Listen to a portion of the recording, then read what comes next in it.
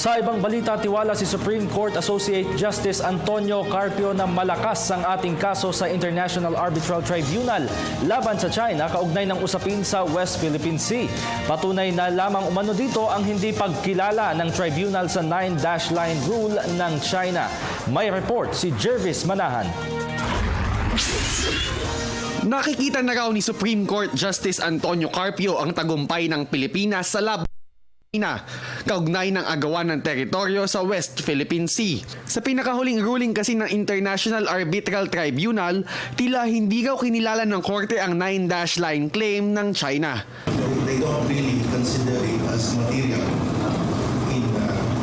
in determining our exclusive economic zone because there is no such thing as 9-lines under UNCLOS. Ang 9-line claim ng China ang punot dulo ng tensyon sa West Philippine Sea.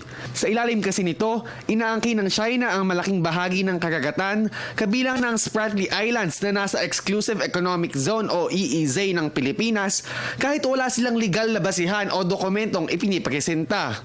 Nauna ng kinwestiyon ng China ang jurisdiction ng International Arbitral Tribunal sa pagdedesisyon sa kasong ito. Pero sa ruling ng korte, sinabi nitong may jurisdiction nga sila dahil wala namang issue ng soberanya at sea boundary delimitation dito. Pabor sa Pilipinas ang ruling kaya may mga nagsabing nakaisang puntos na tayo kontra sa China. Bilang pangalawang hakbang, diringgin ng Arbitral Tribunal ang merits ng kaso sa November 24 hanggang 30 sa Hague, the Netherlands. Inaasahang ilalabas ang pinal na desisyon ng korte sa Mayo o Hunyo ng susunod na taon. Pero paglilinaw ni Carpio, hindi pa naman daw agad-agad makakamit ang tagumpay kapag nilabas na ang desisyon. Kakailanganin pa raw kasi ng Pilipinas na kumbinsihin ang mundo na suportahan tayo. It will take time. It will take. So once we win, do not expect instant gratification. It's just we will have another struggle to convince the world to support us. Giit pa ni Carpio, mahalaga ang ruling sa West Philippine Sea hindi lang sa Pilipinas at sa mga bansang may inaangking teritoryo sa bahaging ito ng karagatan.